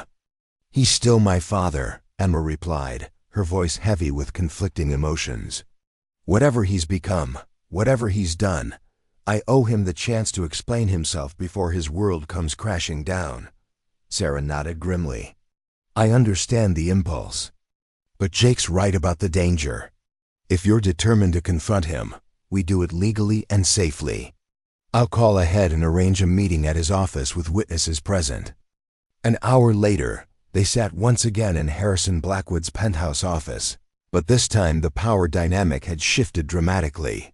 Harrison looked older than he had just days before, the stress of his escalating campaign evident in the lines around his eyes and the tension in his shoulders.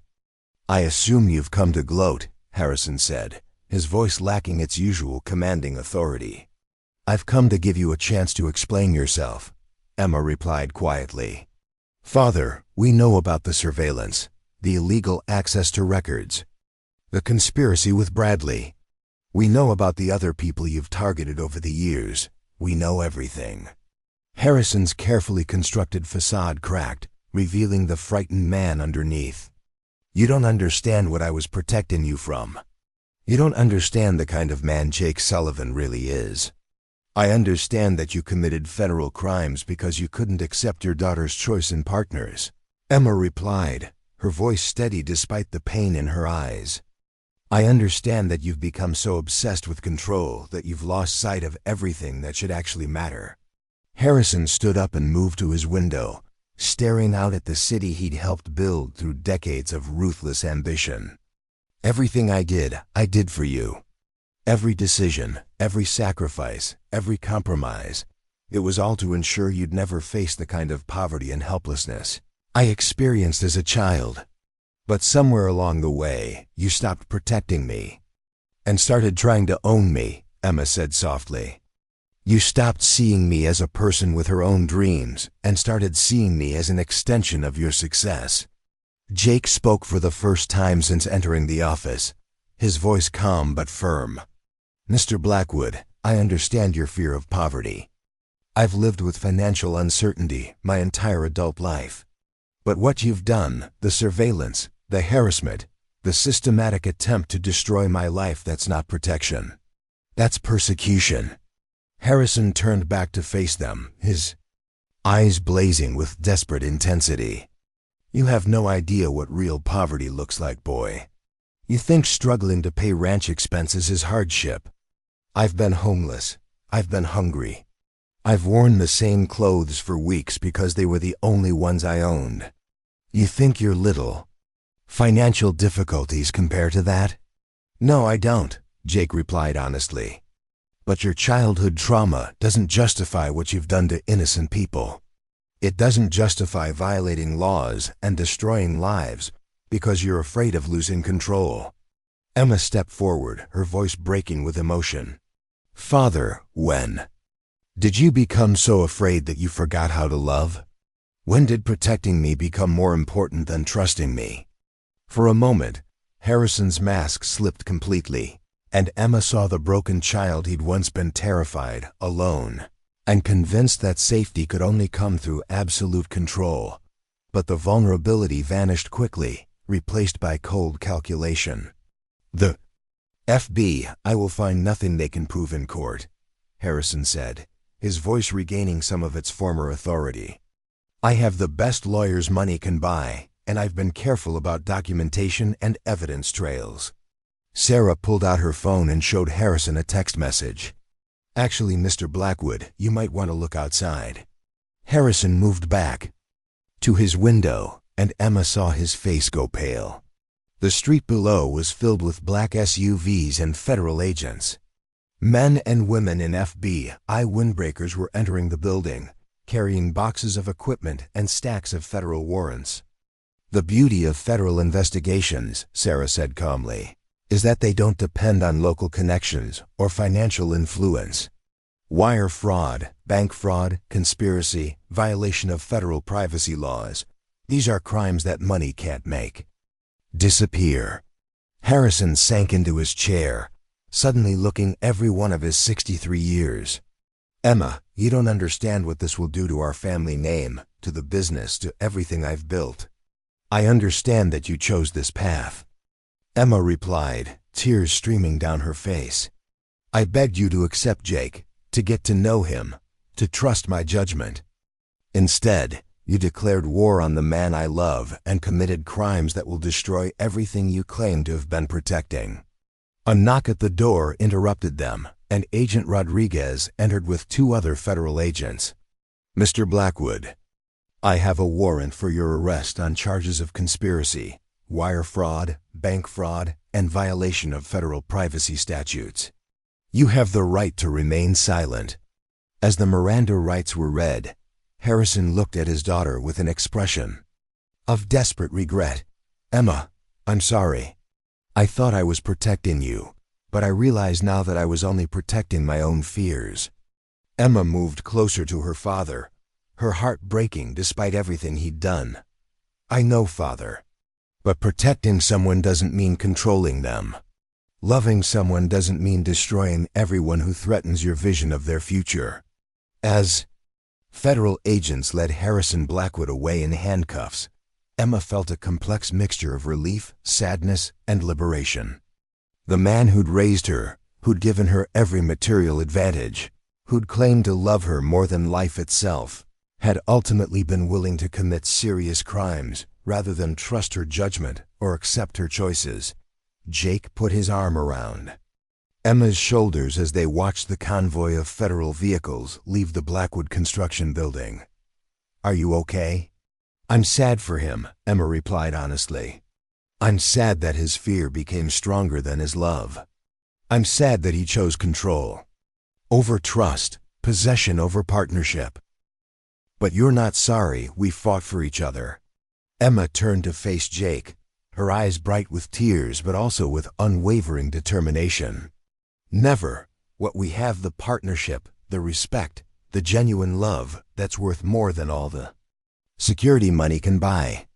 My father spent so much energy trying to protect me from poverty that he never realized he was trapping me in a different kind of prison." Sarah joined them at the window, watching as the last of the federal agents left the building. "The charges against Jake will be dropped within the week," she said. "The insurance fraud allegations were based on illegally obtained evidence, and the conspiracy charges have no merit given what we now know about Harrison's campaign against you." "What happens to Harrison?" Emma asked quietly. "Federal prison, most likely. The conspiracy charges alone carry a potential sentence of 10 to 15 years. At his age, with his health issues, well, it's possible he'll never see freedom again." Emma closed her eyes, trying to process the magnitude of how completely her father had destroyed his own life in his attempt to control hers. He could have had everything: a daughter who loved him, a son-in-law who would have respected him, grandchildren who would have carried on his legacy. Instead, he chose fear and control and lost it all. Jake pulled her closer, understanding that despite everything Harrison had done, Emma was grieving for the father she'd thought she knew, for the relationship that might have been possible if fear hadn't consumed love. "Come on," Jake said gently. "Let's go home." As they walked toward the elevator, Emma realized that for the first time in her life, she truly understood what home meant. It wasn't a mansion filled with expensive things or a social position defined by wealth and status. Home was wherever she could be her authentic self with someone who valued her for who she was rather than what she represented.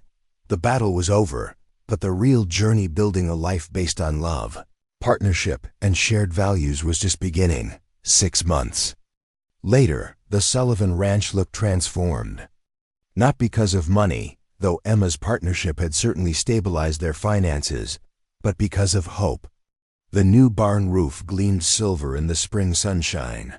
The pastures were green with healthy grass, and the herd had grown from 12 cattle to 43. More importantly, the ranch hummed with the energy of two people building something meaningful together. Emma stood in the kitchen of the renovated farmhouse, flour dusting her hands as she kneaded dough for the bread that had become her weekend ritual. Through the window, she could see Jake working with Thunder in the round pen, their partnership as natural as breathing.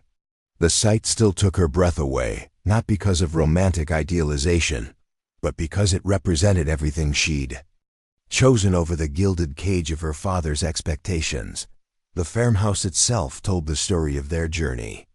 Emma had insisted on keeping the original structure, honoring the 4 generations of Sullivans who'd called it home, but they'd modernized the kitchen, added a master bathroom, and created a home office where Emma managed the ranch's business affairs. Every improvement had been discussed, planned, and implemented together, a far cry from the autocratic decision-making she'd grown up witnessing. "The county inspector should be here any minute," Jake called from the porch, wiping his hands on a towel as he came inside. "You nervous about the final approval?" Emma smiled, thinking about how their definitions of nervousness had evolved. 6 months ago, she'd been nervous about disappointing her father or stepping outside her prescribed social role. Now she was nervous about things that actually mattered: whether their organic certification would come through, whether the drought would affect their hay crop, whether the new breeding program would produce healthy calves. "Not nervous," she replied, wrapping her arms around Jake's neck. "Excited. We've done everything right, followed every regulation, exceeded every standard. If we don't get approved, it won't be because we didn't earn it. The organic certification represented more than just a business opportunity, it was validation of their philosophy that quality and integrity would ultimately triumph over shortcuts and manipulation. They'd spent months transitioning their operation away from industrial farming methods, focusing on sustainable practices that honored both the land and the animals. A knock at the door interrupted their moment, and Jake opened it to reveal County Inspector Michael Torres, a serious man in his 50s who'd been monitoring their certification process with professional skepticism. "Mr. Sullivan, Miss Blackwood," Torres said, consulting his clipboard. "I've completed my final inspection of your operation, and I have some observations to share." They gathered around the kitchen table, the same worn oak surface where Jake's grandfather had planned his own dreams decades earlier. Torres spread out forms and photographs documenting every aspect of their ranch operation. "I'll be honest," Torres began. "When I heard about this certification application, I was skeptical. Most operations that attempt organic transition do. If for marketing reasons, trying to capture premium prices without understanding the real commitment involved." Emma felt her stomach tighten, but Jake's steady presence beside her provided reassurance. "However," Torres continued, "what I've observed here over the past 6 months represents a genuine commitment to sustainable agriculture that goes beyond profit motives. Your soil management practices, animal welfare standards, and environmental stewardship exceed certification requirements in every category." Jake reached for Emma's hand under the table, both of them hardly daring to breathe. "Congratulations," Torres said with his first smile of the visit. "Sullivan Ranch is officially certified organic, effective immediately. You should receive your official documentation within the week." Emma felt tears spring to her eyes, not just from relief, but from the profound satisfaction of knowing they'd earned this achievement through honest work and shared commitment. This wasn't success handed to them through family connections or financial manipulation. This was success built one careful decision at a time. After Torres left, Jake and Emma walked through their operation together, seeing it with new eyes. The certification opened doors to premium markets, restaurant contracts, and direct-to-consumer sales that would make the ranch not just sustainable, but genuinely profitable. "Your father was wrong about one thing," Jake said as they watched their cattle grazing in the certified organic pastures. "Love doesn't conquer all by itself, but love combined with hard work, mutual respect, and shared values, that's a pretty powerful combination." Emma nodded, thinking about the transformation they'd both undergone. Jake had evolved from a struggling individual rancher into a confident partner who valued her business acumen as much as her emotional support. She'd transformed from a sheltered rich girl into a capable woman who could read soil reports, negotiate feed contracts, and manage complex agricultural certification processes. "I got a letter from Father yesterday," Emma said quietly, pulling the envelope from her jacket pocket. His first communication since the sentencing. Harrison Blackwood had been sentenced to 12 years in federal prison after pleading guilty to multiple conspiracy and fraud charges. The investigation had uncovered a pattern of criminal behavior spanning 2 decades, destroying the business empire he'd spent his life building. Bradley Henderson had received 5 years for his role in the banking conspiracy, and several other associates faced various charges. "What does he say?" Jake asked gently. Emma unfolded the handwritten letter, her father's usually confident script shaky with age and defeat. "He says he's sorry. He says he understands now that he confused protecting me with controlling me. He says he hopes someday I can forgive him, even though he knows he doesn't deserve it." Jake studied Emma's face, seeing the complex emotions she still carried about her father's choices. "How does that make you feel?" "Sad," Emma replied honestly. "Sad that it took losing everything for him to understand what should have been obvious. Sad that his fear was stronger than his love, but also Relieved, I guess.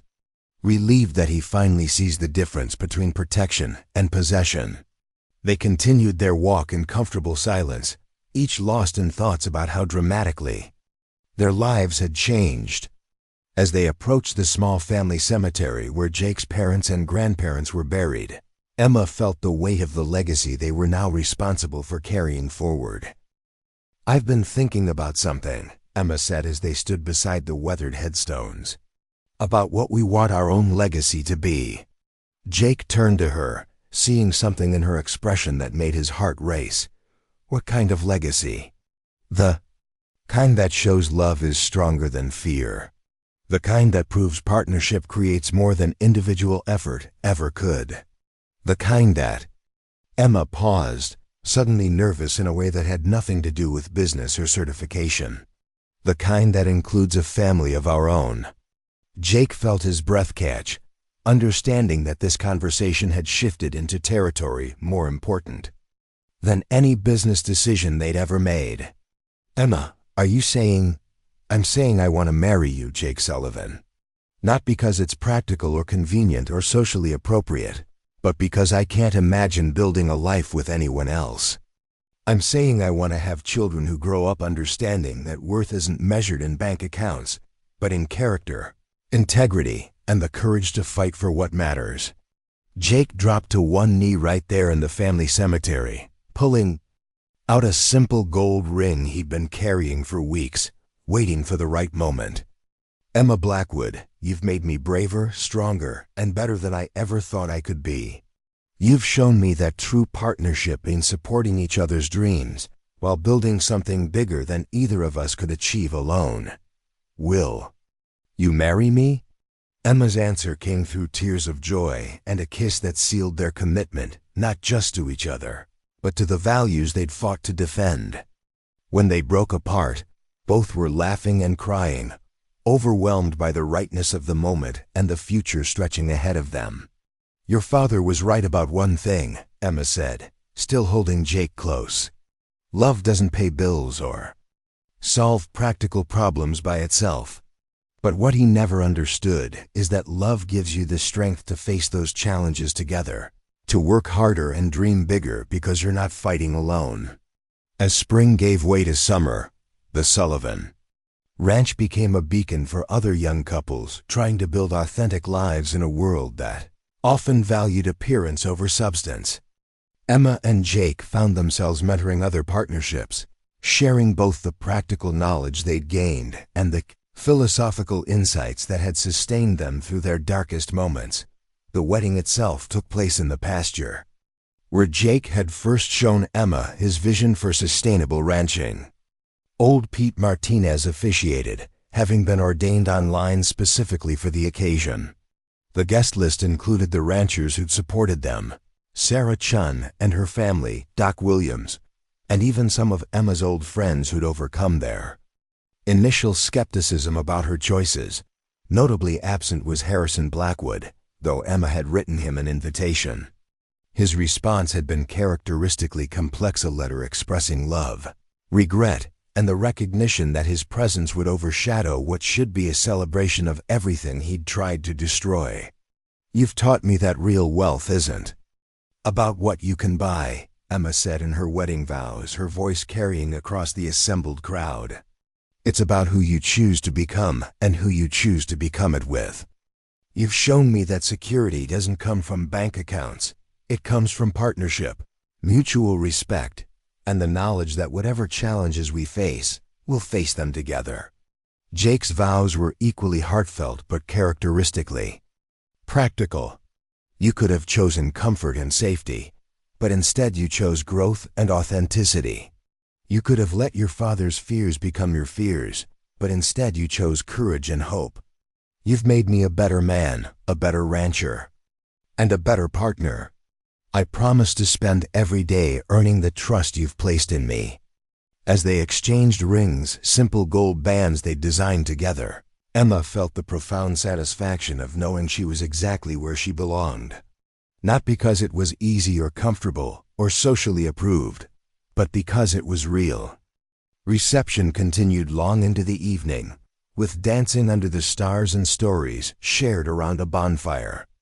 Sarah Chun raised a toast that captured the essence of what they'd all witnessed, to Jake and Emma, who proved that the best things in life aren't bought, they're built, one honest decision at a time. Later that night, as the last guests departed, and they stood together on the porch of their home, Emma reflected on the journey that had brought them to this moment. A year ago, she'd been a sheltered young woman living according to someone else's definition of success. Tonight, she was a wife, a business partner, a rancher, and most importantly, a person who discovered her own strength and values. Any regrets? Jake asked, pulling her close as they watched the moon rise over their certified organic pastures. Emma considered the question seriously, thinking about everything she'd given up and everything she'd gained. The mansion, the social status, the financial safety, net all gone. In their place was work-hardened hands, early mornings, financial uncertainty, and the constant challenges of agricultural life. Not one, she said finally, meaning it completely. This is exactly the life I want to build, with exactly the person I want to build it with. As they headed inside to begin their first night as husband and wife, both Jake and Emma understood that their real triumph wasn't over Harrison Blackwood or his narrow vision of success. Their real triumph was creating a life based on authentic values, mutual respect, and the radical belief that love combined with hard work and shared commitment really could conquer anything. 3 years later, Emma Sullivan stood in the maternity ward of Millbrook General Hospital, holding her newborn son while Jake dozed in the chair beside her bed. Little Thomas Sullivan, named for Jake's grandfather, had arrived exactly on schedule, as if even in the womb he understood the importance of reliability and keeping one's word. The baby's tiny fingers gripped Emma's thumb with surprising strength, and she marveled at how completely her definition of wealth had transformed. The most precious thing in her world wasn't measured in dollars or social status, but in the perfect weight of her son in her arms and the gentle sound of her husband's breathing in the early morning quiet. A soft knock interrupted her thoughts, and Sarah Chun entered carrying a bouquet of wildflowers from her own garden. As Jake's best woman at their wedding and now godmother to their son, Sarah had become family in the truest sense. "How are the new parents holding up?" Sarah whispered, careful not to wake Jake. "Exhausted and completely in love," Emma replied, adjusting the baby's blanket. "Sarah, I never understood how my own mother could have let father control so much of her life. But now, holding Thomas, I realize she probably thought she was protecting me by ensuring financial security." Sarah settled into the other visitor's chair, her expression thoughtful. "The difference is that you and Jake are giving Thomas something. Your father never learned to value the security that comes from being loved for who he is, not what he might achieve or accumulate." Emma nodded, thinking about the nursery they'd prepared in the farmhouse.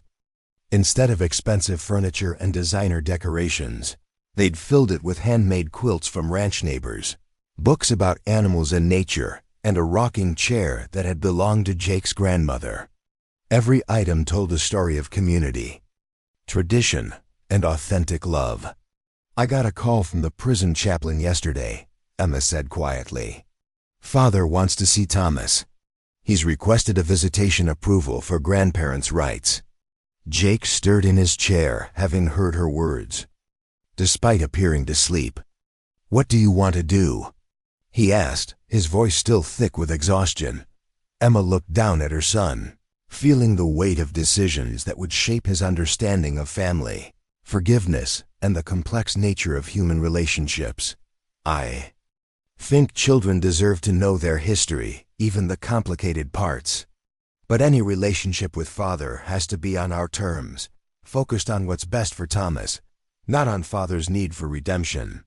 The conversation was interrupted by another visitor, Doc Williams, who delivered Thomas and had served as an unofficial grandfather figure throughout Emma's pregnancy.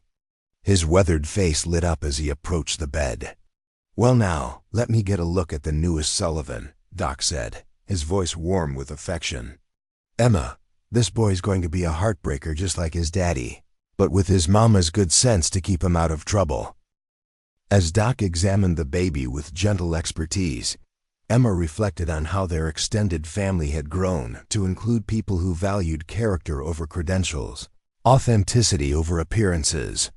The Millbrook community had embraced her not because of her family name or inheritance, but because of her willingness to work hard and contribute to something larger than herself.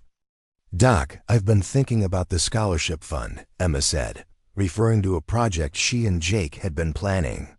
"We want to establish something for local kids who might not otherwise have opportunities for agricultural education."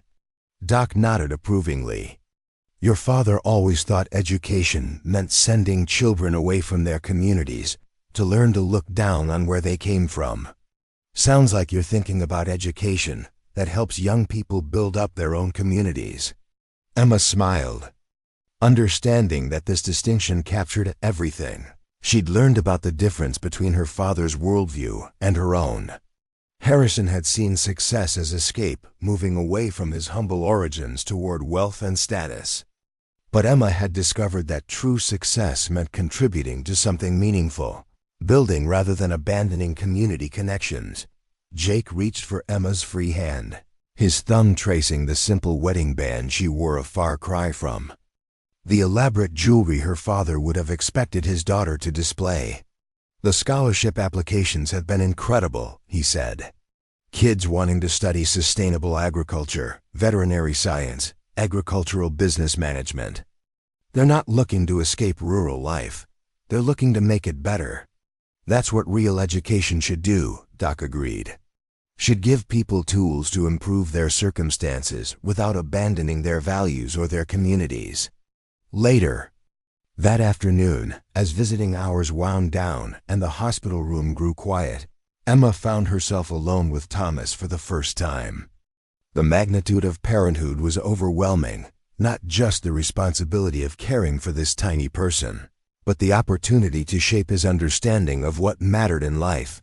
She thought about the letter she'd written to Harrison but hadn't yet sent, describing his grandson and offering the possibility of supervised visits. The letter acknowledged his desire to be part of Thomas's life, while making clear that any relationship would be conditional on his respect for the boundaries she and Jake had established. "Your grandfather made a lot of mistakes, little one," Emma whispered to the sleeping baby. "He confused protecting people with controlling them, and he forgot that love means trusting the people you care about to make good decisions. But maybe, if he's truly learned from his mistakes, he can still be part of your life in a positive way." Thomas stirred slightly, as if responding to her voice, and Emma felt the profound responsibility of raising a child who would understand both his heritage and his choices. She wanted him to know about his grandfather's achievements and failures, to learn from both without being defined by either. Jake returned from the cafeteria, carrying coffee and wearing the expression of a man still adjusting to fatherhood. "Just got off the phone with old Pete," he said, settling back into his chair. "The ranch community wants to organize a barn raising for the new equipment storage building. Says it's their way of welcoming Thomas to the world." Emma felt tears prick her eyes, touched by this continuation of traditions that valued community support over individual struggle. "When I first met you, I thought I was choosing between two different lifestyles. Now I realize I was choosing between two different philosophies, one based on fear and control, the other based on trust and partnership. And now we get to teach Thomas about both, so he can make his own informed choices," Jake added, understanding the complexity of their situation. As evening settled over the hospital, Emma reflected on the journey that had brought them to this moment. From the dusty confrontation in Jake's driveway to holding their newborn son, every challenge had strengthened their partnership and clarified their values. The ranch was thriving. Their marriage was built on genuine respect and shared goals, and their community had embraced them as contributing members rather than outsiders seeking acceptance. Most importantly, They'd created a foundation for raising children who would understand that wealth meant having enough to share. Success meant contributing to something larger than yourself, and love meant supporting each other's authentic growth. Rather than demanding conformity to external expectations, looking out the hospital window at the rolling Texas landscape they now called home, Emma understood that her father's greatest fear had become her greatest triumph. She had chosen love over security, partnership over possession, and authenticity over appearances. In doing so, she discovered forms of wealth that no amount of money could purchase and no external force could steal. Thomas would grow up understanding that his worth wasn't measured by his bank account, but by his character, his contributions to his community, and his willingness to stand up for what he believed in. He would learn that the strongest security came not from financial accumulation, but from being surrounded by people who valued him for who he was rather than what he possessed. As Jake leaned over to kiss both his wife and son goodnight, Emma felt the deep satisfaction of knowing they'd built something truly valuable, not just a successful ranch or a loving marriage, but a legacy that proved love, when combined with hard work and authentic values, really could conquer anything. Humble Cowboy had indeed proved that love costs nothing and is worth everything. Up next, you've got 2 more standout stories right on your screen. If this one hits the mark, you won't want to pass these up. Just click and check them out. And don't forget to subscribe and turn on the notification bell so you don't miss any upload from us.